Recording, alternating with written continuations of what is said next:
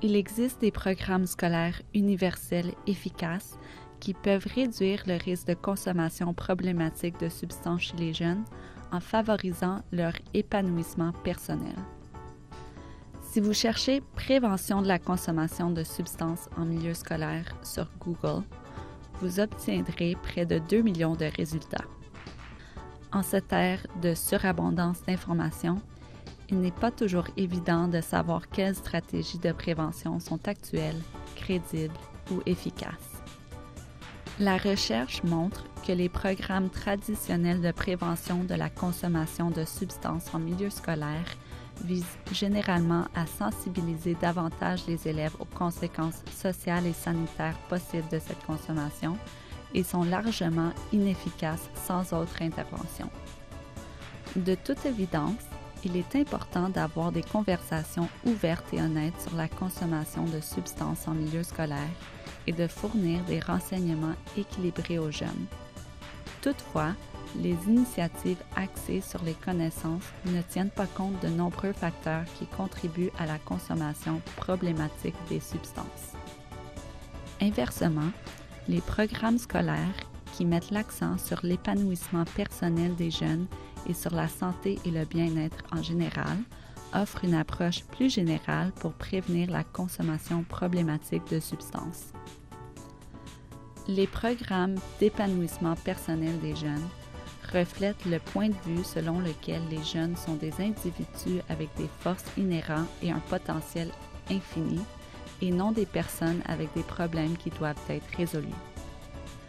Ces programmes donnent la priorité au développement des aptitudes sociales et affectives des jeunes, y compris celles liées à la conscience de soi, à la communication, à l'autorégulation et à la résolution des conflits.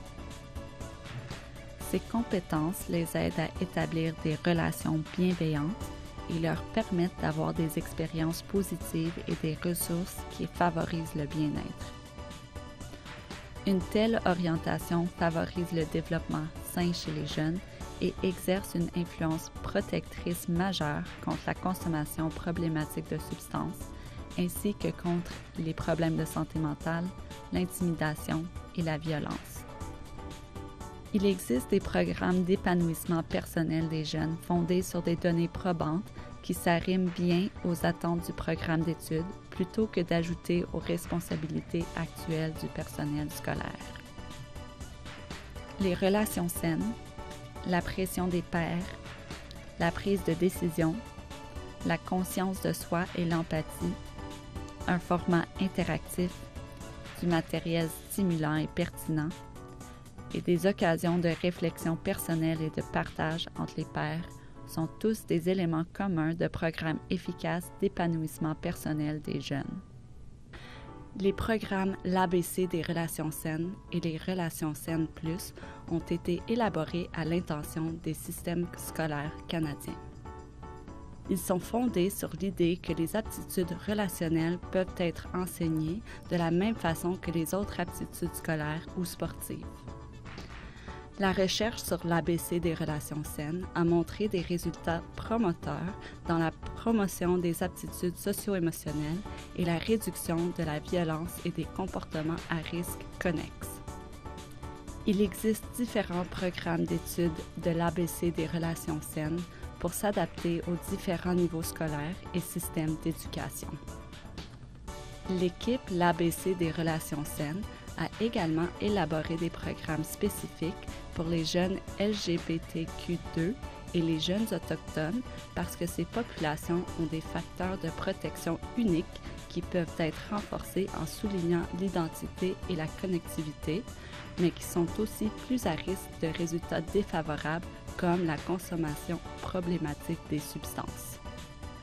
Les écoles sont un milieu où il est équitable et réalisable de mettre en œuvre des programmes universels d'épanouissement personnel des jeunes, d'autant plus que ces programmes ne ciblent pas des groupes spécifiques ou des comportements problématiques.